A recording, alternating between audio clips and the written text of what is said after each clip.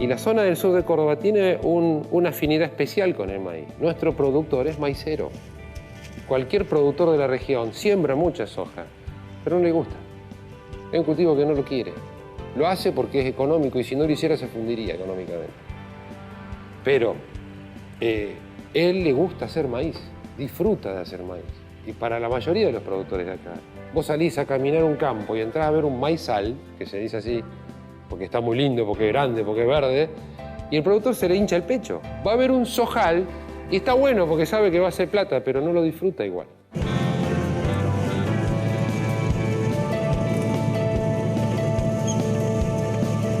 Mueve mucho más insumos, mueve mucho más servicios, mueve mucho más técnicos, porque es más demandante de conocimiento, de tecnología. Es un cultivo muy noble, pero es un Fórmula 1, hay que saberlo poner a punto. Si uno no lo pone a punto, el Fórmula 1 choca. El maíz es el cereal de mayor producción en el mundo. Argentina es el sexto productor y el cuarto exportador mundial de maíz. Un 40% del maíz argentino es cultivado en Córdoba, siendo el departamento Río Cuarto una de las zonas más importantes para la producción de este cereal en el país. Indudablemente el maíz constituyó desde un principio la columna vertebral de la alimentación americana. Se puede decir que los pueblos, cuando dejaron de ser nómades y comenzaron a afianzarse en determinados lugares, a orillas de lagos, de cursos de ríos, el primer sembrado que se tiene conocimiento en América es precisamente el maíz. Y la llegada de los españoles, tras el 12 de octubre de 1492, es decir, tras el descubrimiento de América, ya muestra pocos días después, en un escrito del 15 de noviembre de ese mismo año, la existencia del maíz, porque ellos hablan de una espiga o de granos multicolores. Esto es una espiga de maíz original, cuyo tamaño era mucho más pequeña que la actual. Y esos granos multicolores también dicen que los muelen y forman una harina con la cual se alimentaban. La presencia del maíz en la región sur de la provincia de Córdoba está relacionada con el asentamiento de pueblos originarios que basaron su alimentación en el consumo de este cereal. En el sur de la provincia de Córdoba y en especial en la región del departamento Río Cuarto quedan vestigios de lo que se hacía precisamente con el maíz.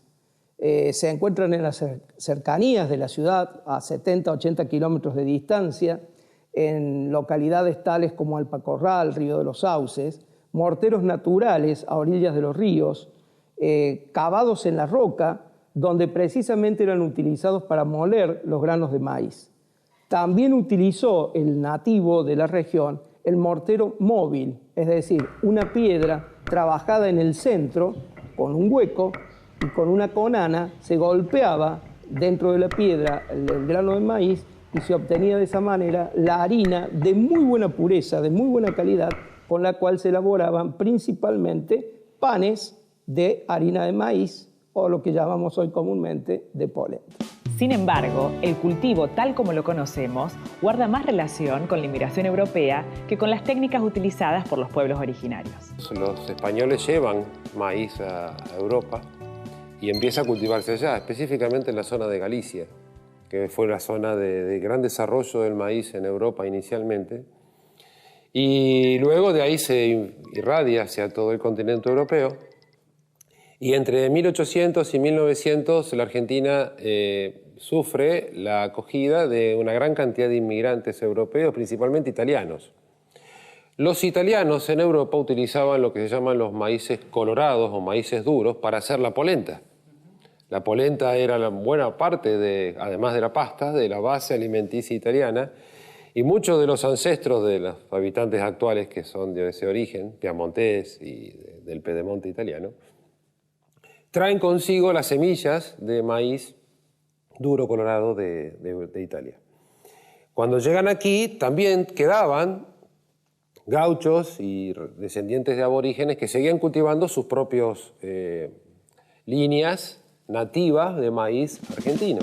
La llegada de los europeos con sus propias semillas y la presencia en el país de maíz originario dio lugar a una variedad que se conoció como maíz colorado argentino, que no se caracterizaba por tener alto rendimiento, pero sí muy buena calidad de grano y gran adaptabilidad a plagas y enfermedades locales. Y rápidamente el cultivo de maíz fue ganando lugar entre los productores agropecuarios que comenzaron a verlo como un insumo básico para la actividad ganadera. Cuando el colono europeo viene a utilizar estas tierras con fines productivos, lo que primero ve es hacer ganadería. La producción nuestra es una producción mixta de agricultura y ganadería. Mantenemos la proporción de agricultura y ganadería, pero por una cuestión de tradición más que de rentabilidad. Toda esta zona era una zona fuerte ganadera, muy fuerte.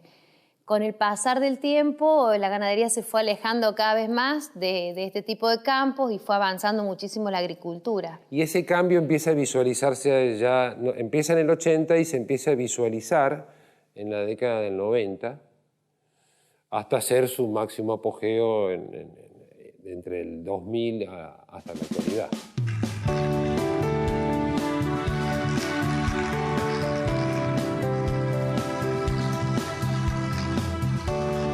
La expansión del cultivo de maíz en nuestra región fue posible gracias a factores climáticos y geográficos. Sin embargo, no fueron las únicas condiciones determinantes. Veamos. Ha habido cambio en el clima.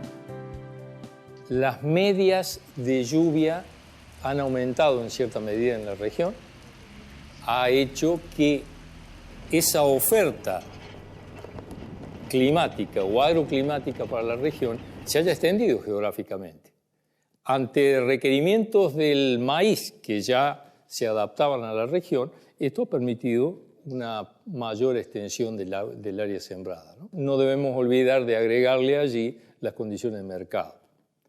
Todo esto ha hecho que el uso del suelo cambie o se modifique de una zona muy con predominancia de sistema productivo mixto o sistema productivo ganadero, prácticamente ha pasado a un sistema prácticamente agrícola puro en muchos lugares o en muchos establecimientos, ¿no?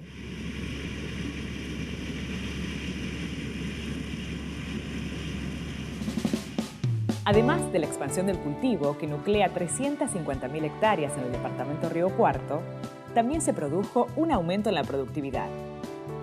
Cuando yo estudié, hace 20 años atrás, pensar en obtener 4 o 5 mil kilos de grano por hectárea de maíz era un muy buen rendimiento. Algunos productores hablaban de las 100 bolsas. Sacar 100 bolsas de maíz por hectárea son 5 mil kilos.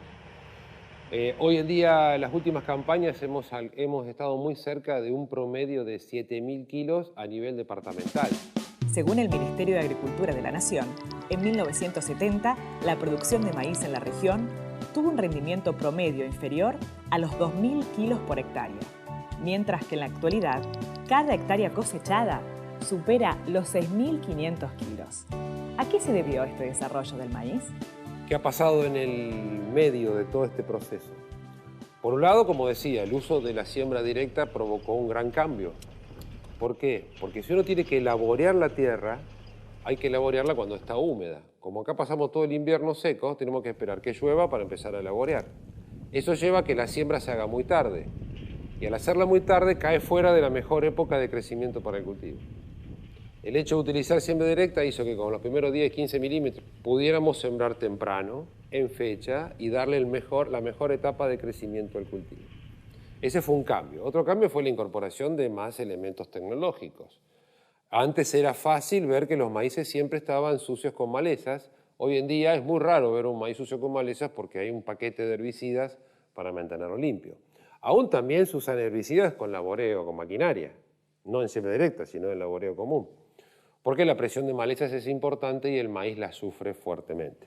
hemos hecho estimaciones durante 8 campañas agrícolas consecutivas en la Universidad de Río Cuarto, donde podemos decir que el maíz es capaz de producir 20.000 kilos de grano por hectárea. 20.000 kilos de grano por hectárea es una enormidad. Ustedes piensen que en los países que se alimentan a base de maíz, el maíz para cada habitante que es necesario consumir durante todo un año es de 300 kilos. Y Argentina es capaz de producir, regando, fertilizando y utilizando toda la tecnología posible, 20.000 kilos por hectárea, de los cuales cada 300 kilos alimentamos una persona a nivel mundial. O sea, es realmente una fábrica de alimentos, hermano. El aumento de la productividad fue posible gracias al desarrollo de la tecnología asociada a este cultivo. En la década del 70 se comenzaron a utilizar los maíces híbridos, que son producto del cruzamiento de variedades a través del mejoramiento genético tradicional. Luego, el avance de la genética dio lugar a la transgenia, que consiste en tomar un fragmento del código genético de cualquier especie y adherirlo al ADN de otra con el fin de lograr la resistencia a las plagas. Algunos de esos avances fueron los que permitieron el desarrollo de los maíces conocidos como BT y también aquellos resistentes al mal de Río Cuarto. Siempre decimos que tenemos la triste celebridad de ser portadores del mal de Río Cuarto. El mal de Río Cuarto es una enfermedad virósica del cultivo de maíz transmitida por una chicharrita. La chicharrita, algunos gente la conocen como los bichitos de la luz, unos bichitos verdes chiquititos que en el verano siempre están en los focos de noche. Algunos también los conocen como loritos. Son unas cigarras muy diminutas, tendrán 2 o 3 milímetros de largo. Se alimentan de savia de las plantas, entonces ellas prefieren estar en los cultivos de invierno de verdeos, como puede ser avena principalmente, trigo. Entonces ocurre muchas veces hacia fines de octubre, mediados, fines de octubre, que se quedan prácticamente sin alimento. Y lo que está verde en grandes superficies en ese momento es el maíz. Sobre todo maíces que están naciendo, chiquititos así, con el clavito hacia arriba. Y cuando gana eso, la planta entra en un estado de desequilibrio hormonal muy grande y se destruye prácticamente. Y también hemos aprendido mucho cómo manejarlo al cultivo. Uno de los problemas que había era de que esas variedades originales coloradas que tenían los productores eran tolerantes a esta enfermedad. Cuando incorporamos los híbridos, que los primeros híbridos eran mejorados en Estados Unidos, la mayoría, algunos en Europa, y se traían a sembrar acá, no tenían esa defensa, esa protección, entonces los daños fueron muy importantes. Todos los semilleros que están en la Argentina y las universidades y el INTA trabajaron mucho en ello, y hoy en día ya la mayoría de los híbridos, o por lo menos salen tipificados de cuáles son muy tolerantes al mal de Río Cuarto o muy susceptibles al mal de Río Cuarto.